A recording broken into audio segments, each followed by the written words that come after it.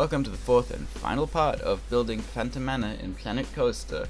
And this part, it's just sort of finishing things off, landscaping, some failed attempt at making a queue area that I ended up just, abandoning because queue to what? There's nothing to queue to. And little things like that. In the very end, I come in with the lighting. And that's pretty much it. I don't know how else to explain it. I mean, landscaping is pretty self-explanatory. Around the Phantom Manor there are lots of pine trees, they cover up the behind the ride. And it's very easy to recreate, I thought, because there's a lot of trees that look pretty much exactly the same as the ones in the ride. It's also quite annoying.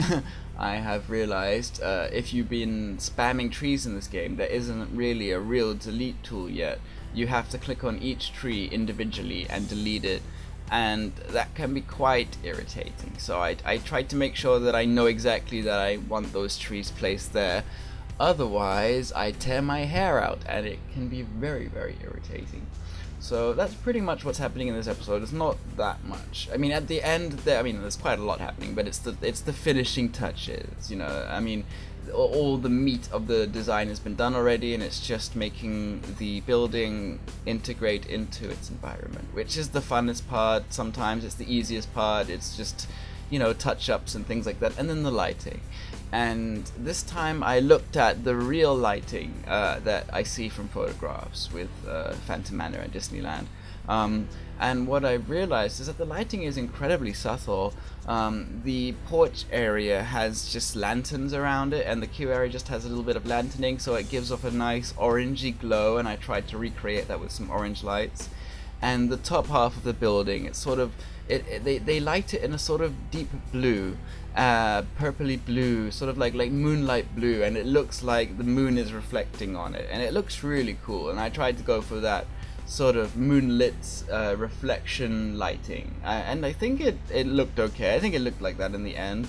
I mean, the color changer for the lights is really good. I was just hoping something more like a color wheel in Photoshop, because some of the different colors that you can select don't make any difference to the light. It's almost as if they can't make every light, and the lighter sort of colors work, but the darker colors don't. I don't know if I'm explaining that correctly, but all in all, it looks pretty cool. It looks something like Moonlight, I think, and this is the first time I've sort of lit a horror theme something this way. I mean, it's just because of the way the Phantom Manor did it, and I quite like the way it worked out. I never thought of using blue to light up horror things, but it gives an isolated, creepy vibe that I really like, and I use that to my advantage a bit more in my next build, so I hope you are looking forward to seeing that and seeing what I mean then.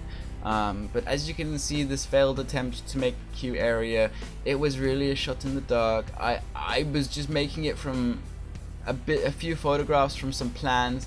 I actually got the plans for the queue, but I didn't get many photographs of the building.